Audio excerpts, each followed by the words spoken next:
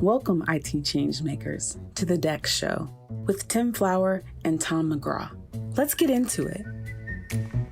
Hello, everybody, and welcome to the Reality Bytes Poetry Slam.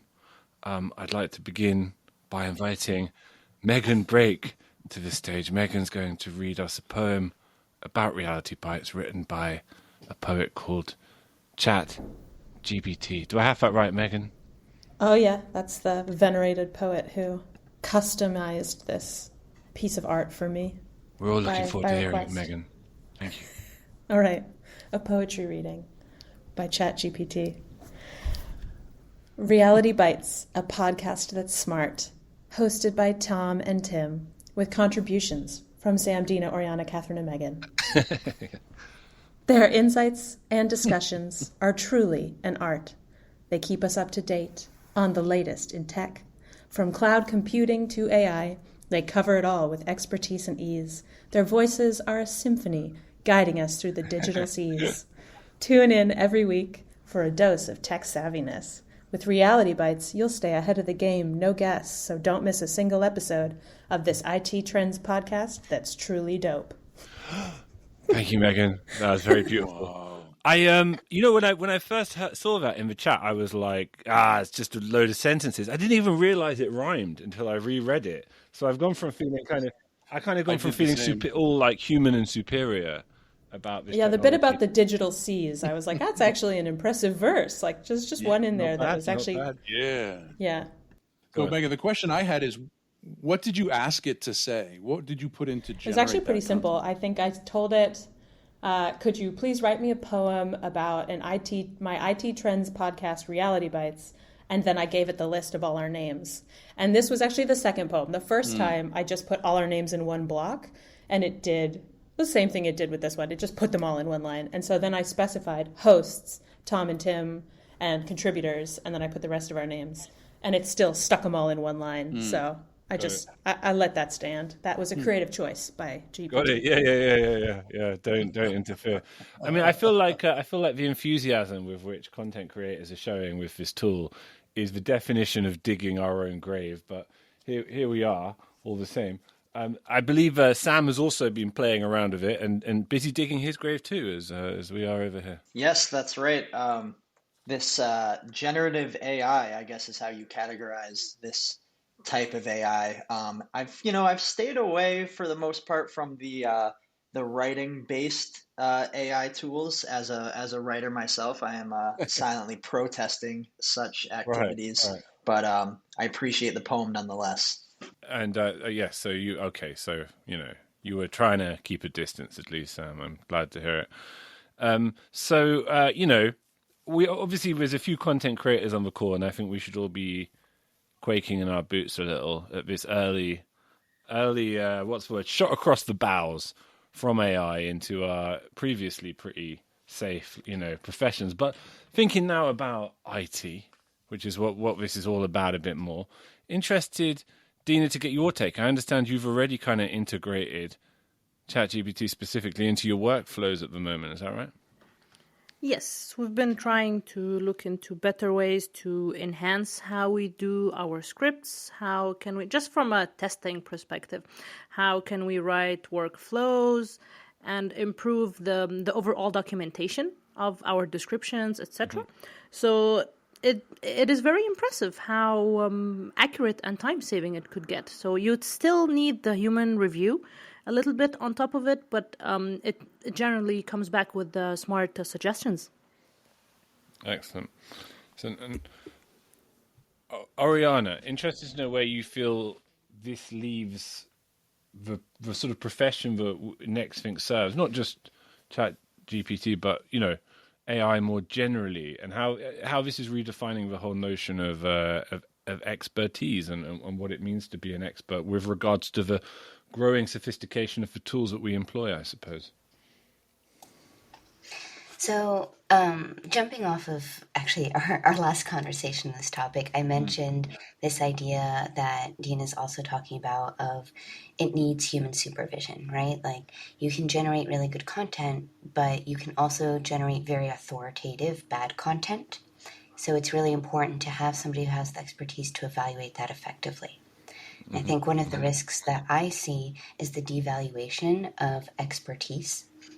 Specifically, when you have something that allows you to work smarter, not harder, it can be very easy to forget that that smarter part is actually really critically important, right? So I really want somebody like Dina looking at this content, evaluating it, figuring out what is and isn't relevant and accurate and appropriate, especially, right? That's a really important component, especially when it comes to anything that affects human beings.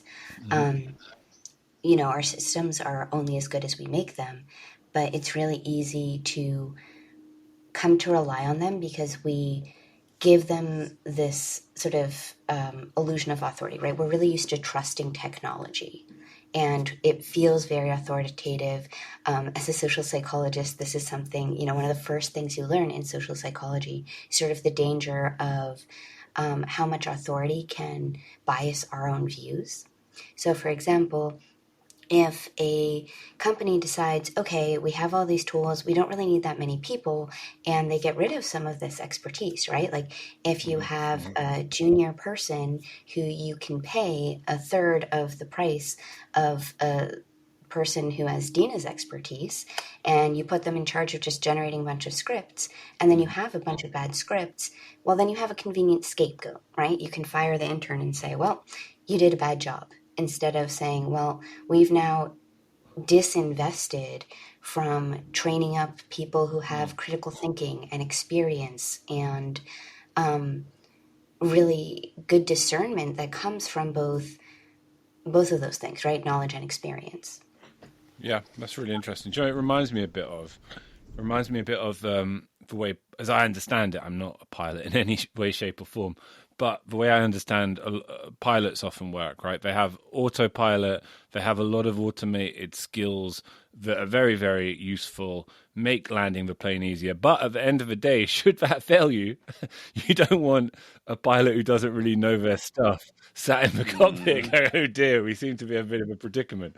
So it's kind of interesting, the concept of like tacit, the importance of tacit expertise in all of the different professions that are impacted by AI, perhaps. Yeah, I think bouncing off of that last night when I was playing around with ChatGPT and seeing, what could I get it to do, and coming from the perspective of a writer, right? There's this sort of looming threat of like, will AI displace every copywriter? But I think Oriana makes a great point that sure, ChatGPT, I asked it to write a couple paragraphs to see if it could write this ebook that I'm working on for NextThink, just kind of as a joke. But it produced 3 paragraphs that were informative and authoritative and factual.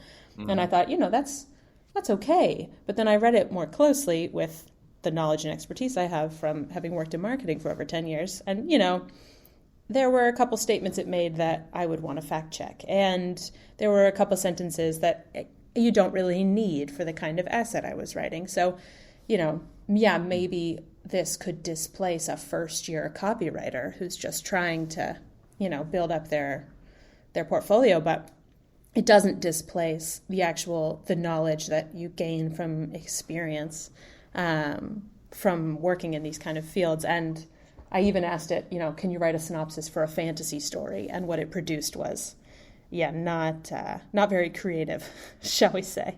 So I think that idea that Oriana presents of, we could come to think, oh, well, we don't need, the human worker anymore. We have this machine that can do it for us.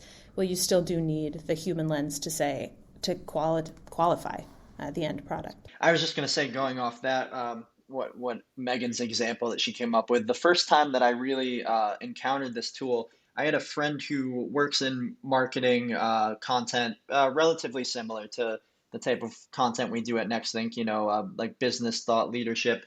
And she used a similar tool. I'm not sure if it was this exact one, but basically as the equivalent of the sloppy first draft. The hardest thing in writing is staring at the blank page. And so she would basically plug in the details for an article in and would get the first draft, and it would be a bit clunky, but it would seem like it was written by a human, and then you can use that to go off of. So I think that is actually an effective use that obviously you're walking a tightrope of kind of originality and authenticity from a content perspective. But I think for the writing tools, I think that is, an effective use for it that, I don't see too many problems with. I think the the ethical concerns come down more to I don't know if any of you have seen some of the visual art that can be generated from some of these tools. The first time Yeah. our videographer Justin actually showed me the DALL-E tool that is very popular right now. And I believe, we plugged in just a series of random words. I believe we created some type of, I think we typed in a sad wolf on the moon in the style of, you can even say what style of artwork you want to replicate. You can say Quite a abstract. creative proposal, Sam, to be fair. Yeah. And right, but within 30 seconds to a minute, this tool churns out 5 or 6 unique paintings, basically, that are exactly what we asked for. And that is where it gets a little eerie and sci-fi because there, in theory, there's nothing stopping us from posting that on our Instagram page and saying, "Hey, I've been trying my hand at visual artwork during the as a hobby I picked up during the pandemic, and look what I can do now."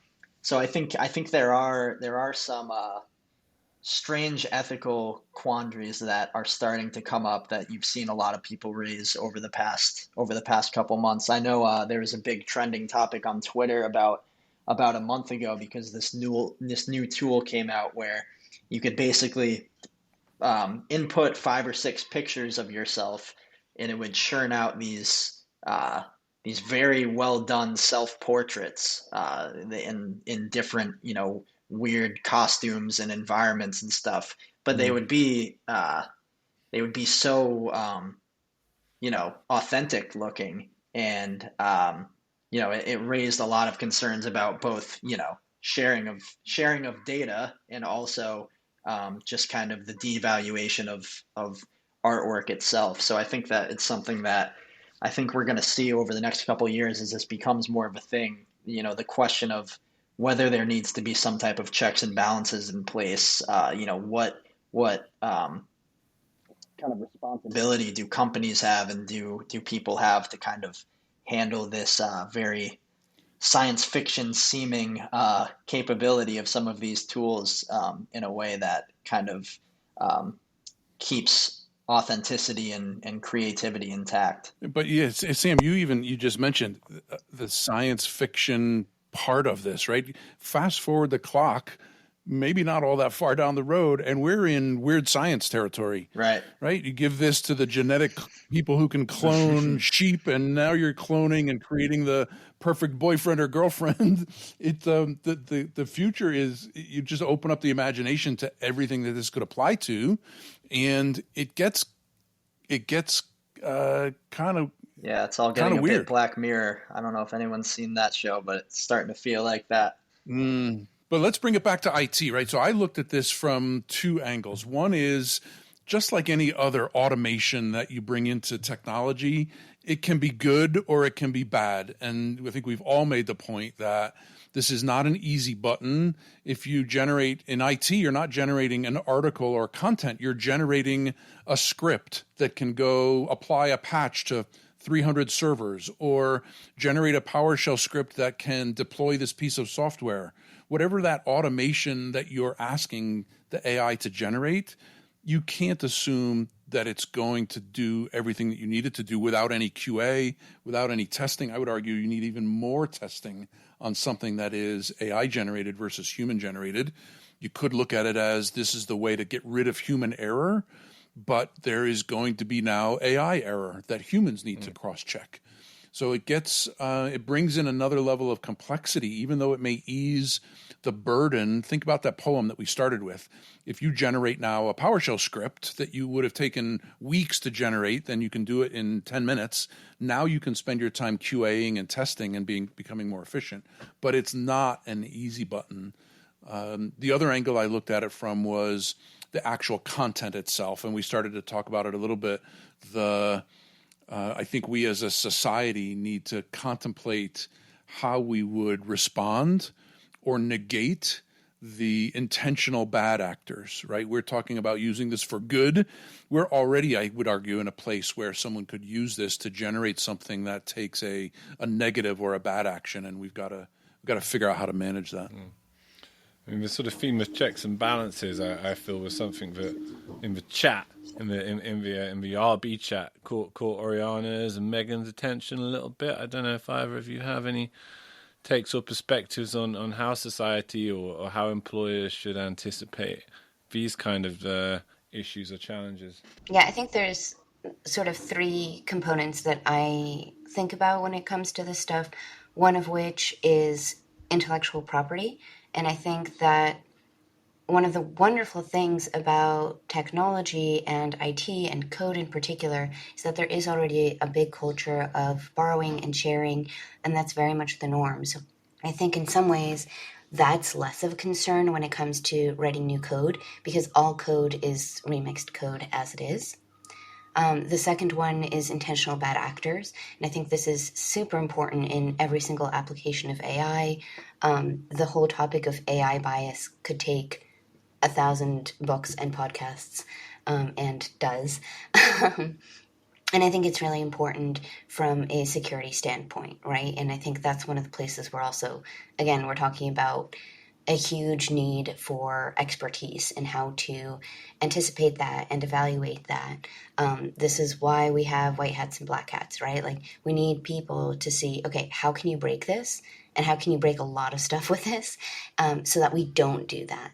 And then I think the third part is this sort of race to the bottom that I think is a huge risk, where companies want to cut costs to the point where they undermine the structures they need to succeed in the long term, right? You can cut costs in the short term, and build a really bad system for yourself and for an industry as a whole in the long term, if, for example, you're not willing to invest in training people up. And I think that's one of the things that we are seeing in IT, a lot in security as well, right?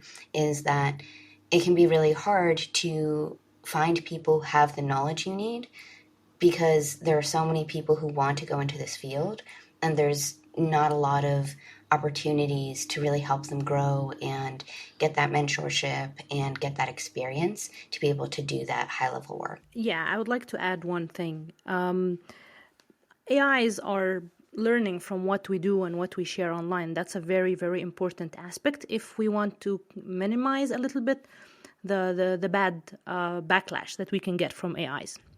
So if people are starting to share more authentic information with more authentic feelings, etc., it's going to learn better. So right now, AI is still, with all of the fascinated stuff that we have discussed in this episode, in the early stages, and it will keep on evolving. But we need to be careful with what we are feeding the AI.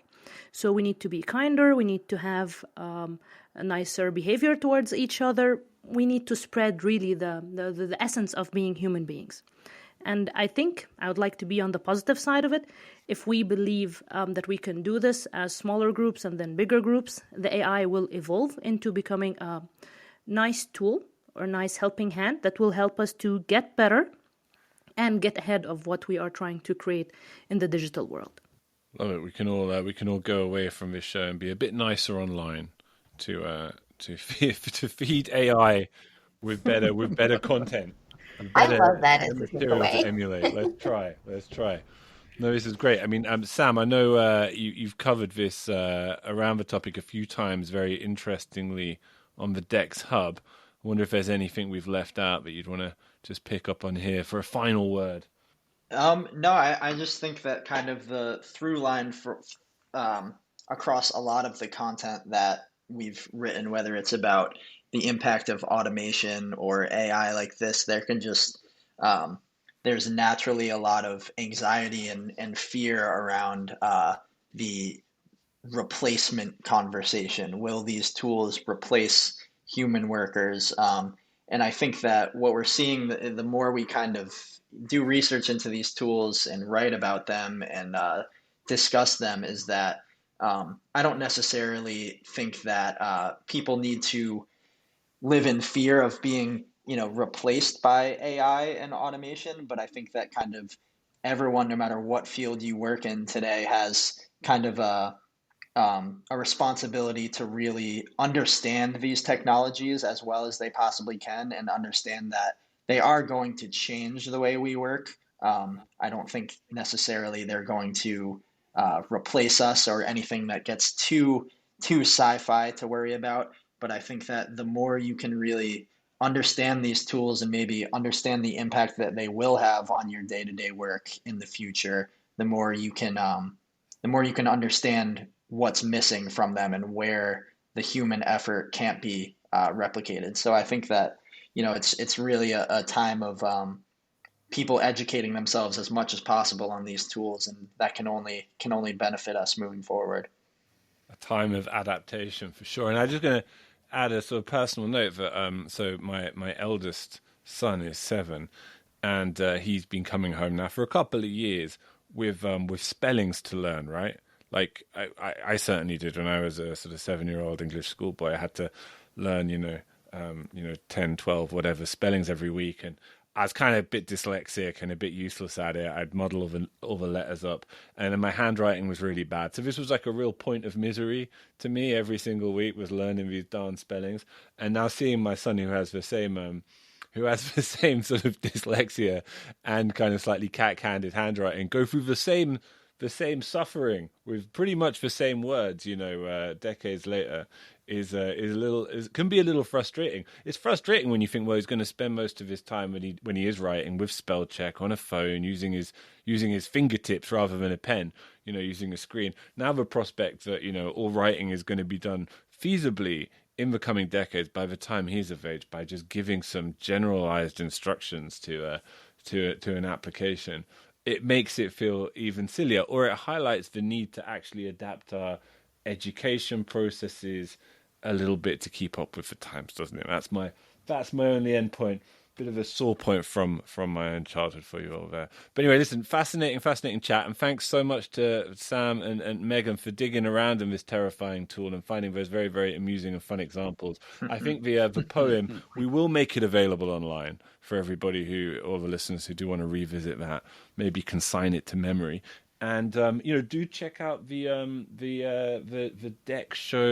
Dex Hub mothership that Sam edits so adroitly. It's so worth a read, and there's a lot of material, as we mentioned, that kind of circle this topic and other fascinating things too. Find links to it in the show notes as ever. Listen, everybody, thanks so much for joining us, and we'll see you at the next Reality Bytes. Goodbye. Goodbye. To make sure that you never miss an episode, subscribe to the show in Apple Podcasts, Spotify, or your favorite podcast player. And if you're listening on Apple Podcasts, make sure to leave a rating of the show. Just tap the number of stars you think the podcast deserves.